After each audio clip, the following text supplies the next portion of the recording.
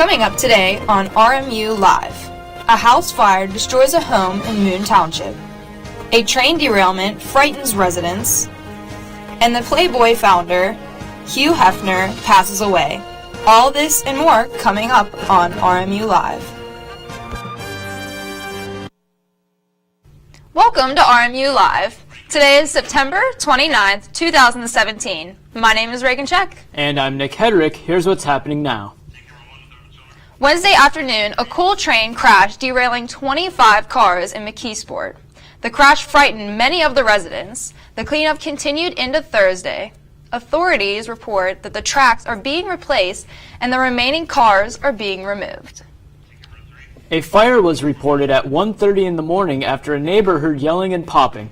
The woman's name was Mary Ellen Hunsberger, and she then alerted other neighbors of the fire as well. Neighbors went to the burning home and helped the resident out. The man was then released from the hospital and is said to be okay. 7 a.m. Wednesday morning, two masked men broke into a home on Hazelwood Drive, armed with guns. A man and his daughter were home at the time of the break-in. The men forced them into a bedroom after waking them up and demanding money. Afraid to open the door, the man and his daughter climbed out of the window to get to safety. The daughter fell and broke her leg and was taken to the hospital. Police are still looking for the men. Two 3-year-old children in Dearborn, Michigan were shot Wednesday morning by another toddler who found a gun at an in-home daycare. Both children were taken into the hospital in critical condition, but have upgraded to serious but stable condition. Dearborn police have seized what looked like rifle cases and other evidence from the home. The parent of a patient at Pittsburgh Children's Hospital said he saw a doctor performing lewd acts on himself. The parent, whose name is John Dawson, said that any child on the floor could have seen the doctor doing this. Officials at Pittsburgh Children's Hospital said that they are looking into these accusations and will use proper conduct. A 4-week-old boy was hospitalized late July due to nutritional deficiencies. His mother and grandmother were reportedly under the influence of methamphetamines and were unable to care for the newborn. The women are now facing aggravated assault and child endangerment charges. The boy is returned to normal health and is now in foster care. Also, officials are looking for a missing Indiana teen. Sarah Rodriguez Miranda is charged with attempted murder of a baby after her mother let her brother's family stay with them. Her mother found texts showing the teen intended to kill the baby and turn them over to officials. Rodriguez Miranda has been missing for months and was last believed to be in Michigan. And on September 12th, authorities announced that the renovation for the Pittsburgh International Airport, the terminal modernization project, is totaling to $2.12 million. The goal of the renovation is to clarify traffic patterns, consolidate functions, and adapt to smaller but growing functions. Police arrested a man named Thomas Hetrick for a bank robbery at Homestead Bank. Hetrick stated that he noticed bank robbers had been getting away with robberies and believed he could successfully rob a bank himself. After robbing the bank, Hetrick was driven away by a woman named Brittany Goodwin, who remains at large.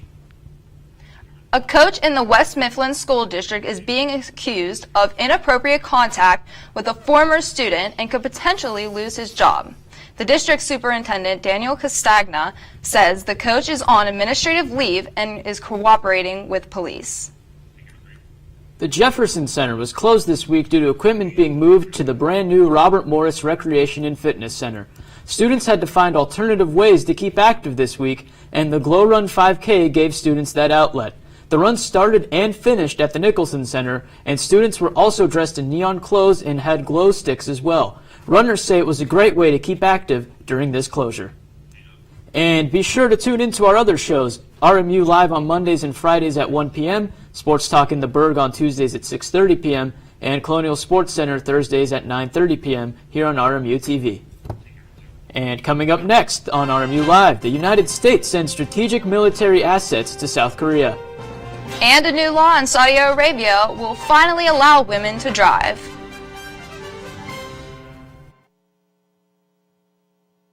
Moved in with his family, and it's embarrassing.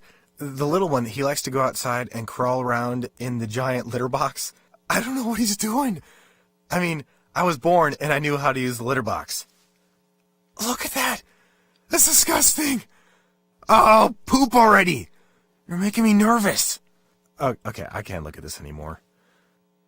I really hope he grows out of this, for his sake. You know what, guys? There's a lot of tree branches and dry brush over here. We should probably move the bonfire over there.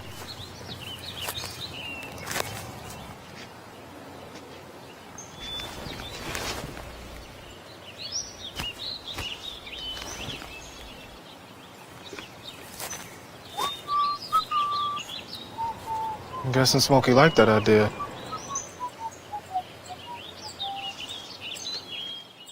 Well, Thomas, you've got pre-diabetes. But with more exercise and a change in diet, it can be reversed. I've tried exercising. It just makes me hungry for bacon.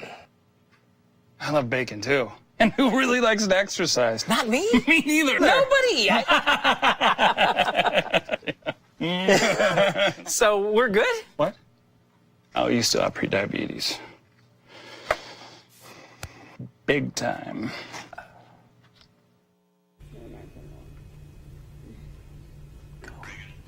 Go. The United States will have some military assets placed in South Korea in order to discourage North Korea. Tensions between North Korea and America are at an all-time high right now. As well, the United States has made frequent flyovers over North Korea, and some experts say that the disaster is just around the corner. Saudi Arabia is the only country in the world that bans women from driving, but this will come to an end by the end of next year. At the age of 18, Saudi women will now be allowed to drive. However, they could still face tighter controls than men when finally allowed to get behind the wheel. And Hugh Hefner, the founder of Playboy, passed away at the age of 91 on Wednesday. Hefner is said to have passed away from natural causes at the Playboy mansion. He was also surrounded by his family at the time of his death. Hefner founded Playboy in 1953 and published the first issue in the same year. In the 70s, the magazine had 7 million readers. At the time of his death, 2,500 volumes of Playboy had been published, and his son will now run the company. And Representative Steve Scalise returned to Capitol Hill this week. Scalise was shot at a charity baseball game in June, where 4 others were also wounded.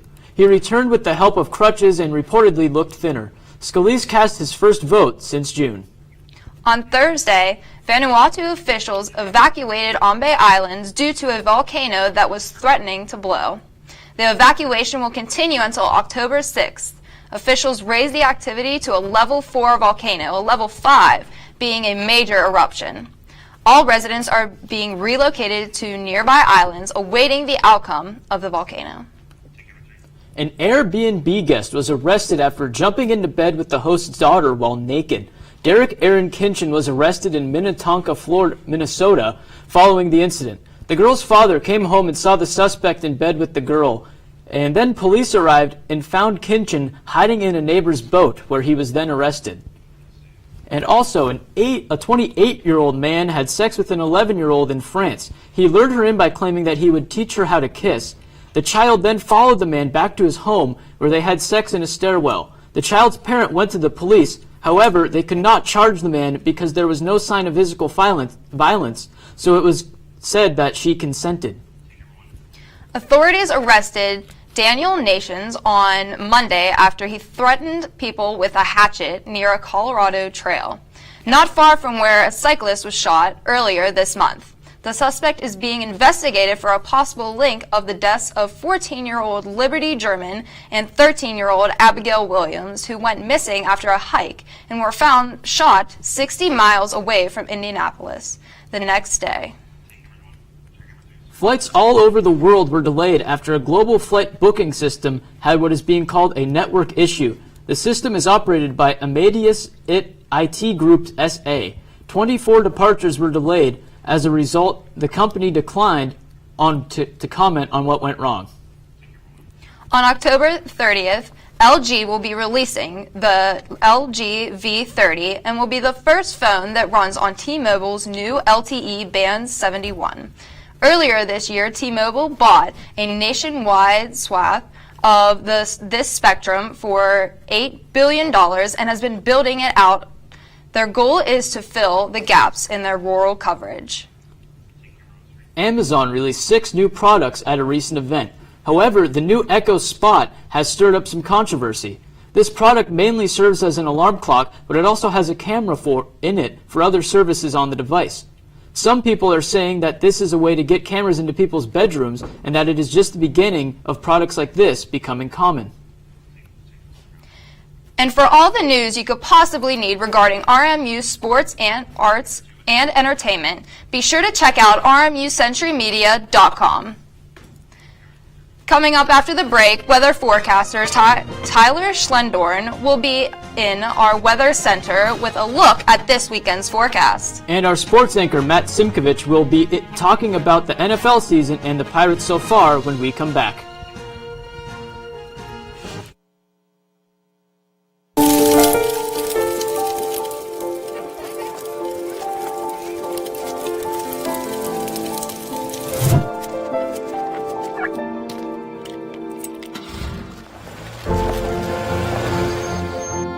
Did you know parking over tall, dry grass can spark a wildfire? Only you can prevent wildfires.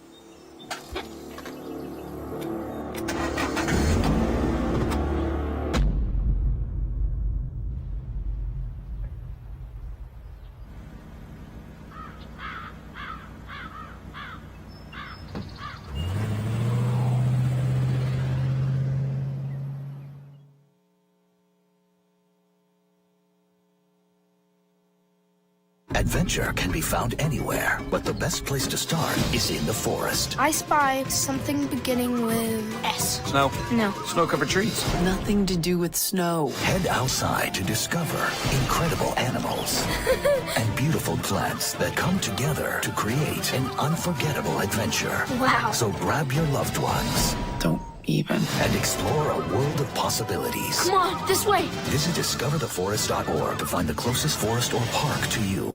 Welcome back to RMU Live. My name is Matt Simkovic, and now it's time to get into the sports section. The RMU women's soccer team plays against the Bryant Bulldogs, who currently sit at 6-1-2 at 3 p.m. today, as the Colonials look to improve upon a 2-7 record. The women's volleyball team plays Sacred Heart at 7 tonight, and they take on Farley Dickinson tomorrow at 5 p.m.